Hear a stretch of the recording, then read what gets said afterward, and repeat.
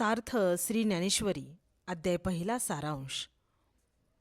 श्री ज्ञानेश्वर महाराजांनी ग्रंथारंभी वैदिक संप्रदायानुसार मंगलम मंगलम असणाऱ्या ओंकार स्वरूपी विघ्नहर्त्या सुखकर्त्या श्री गजानन रूपी परमात्म्याला वंदन नमन केले आहे.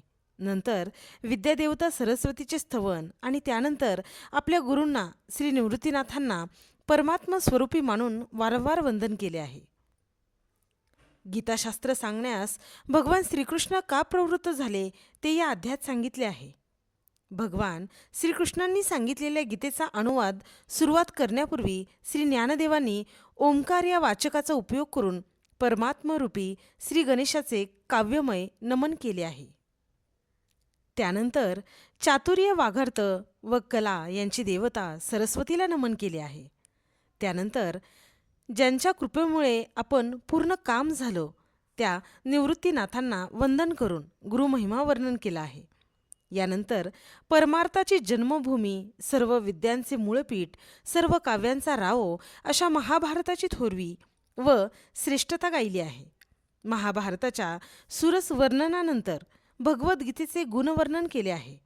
गीतेला भारतकमल परागू असे श्रेष्ठ विशेषण देत जिचे विरक्त संत मुनी सेवन करतात, ब्रह्मदेव शंकरजींची मुक्तकंठाने प्रशंसा करतात, त्या गीतेची महती गातात. यानंतर श्रोत्यांनी स्थिर अंतःकरणाने या गीताग्रंथाचे सेवन कसे करावे हे सुचवले आहे. थोर श्रोत्यांना आपण लाडके अपत्य असून सलगीने बोलत आहेत असे म्हटले आहे. प्रत्यक्ष श्री भगवान शंकराची मती ज्या गीताग्रंथाचा विचार करताना स्थिमित झाली, वेदही कुंठित झाले, त्या गीताग्रंथावर व्याख्यान करण्यास सरसावणे हे धारिष्ट्याचे आहे याची जाणीव असल्याचा निर्वाळा ज्ञानदेवांनी दिला आहे.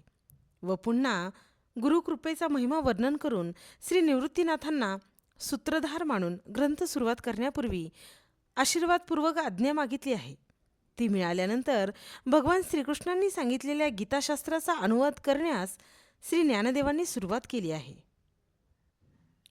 धर्मक्षेत्र कुरुक्षेत्रावर माझे व पंडूचे पुत्र काय करीत आहेत या धृतराष्ट्राच्या प्रश्नाचे संजयाने उत्तर देताना प्रथमत दोन्ही पक्षांचे रथी महारथी यांचे रथ यांचे वर्णन करून अर्जुनाच्या रथाचे भगवान श्रीकृष्णाच्या भक्तवात्सल्याचे वर्णन केले आहे.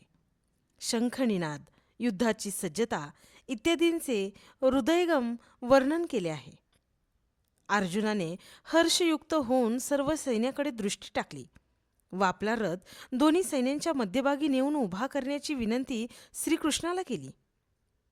भगवान श्रीकृष्णाने दोन्ही सैन्याच्या मध्यभागी अर्जुनाचा रथ नेऊन उभा केला.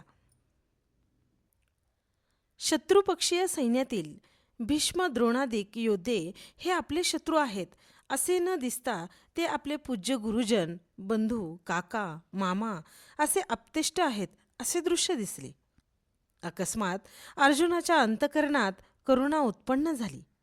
वीरवृत्तीचा लोप झाला. हातातील गांडीव धनुष्य गळून पडले. अर्जुन मोहग्रस्त झाला. अर्जुनाने आपल्या युद्ध परांगमुखतेची कारणमीमांसा केली. आपल्या युद्ध न करण्याच्या कृतीचे समर्थन केले. अर्जुनाच्या अंतःकरणात उत्पन्न झालेल्या दया, करुणा, कृपा इत्यादी सात्विक वृत्तींचा झालेला उदय वर्णन केला आहे. अर्जुनाचा शस्त्रसन्यास, गहिवरलेल्या व उद्विग्न मनस्थितीचे मार्मिक वर्णन श्री ज्ञानदेवांनी केले आहे.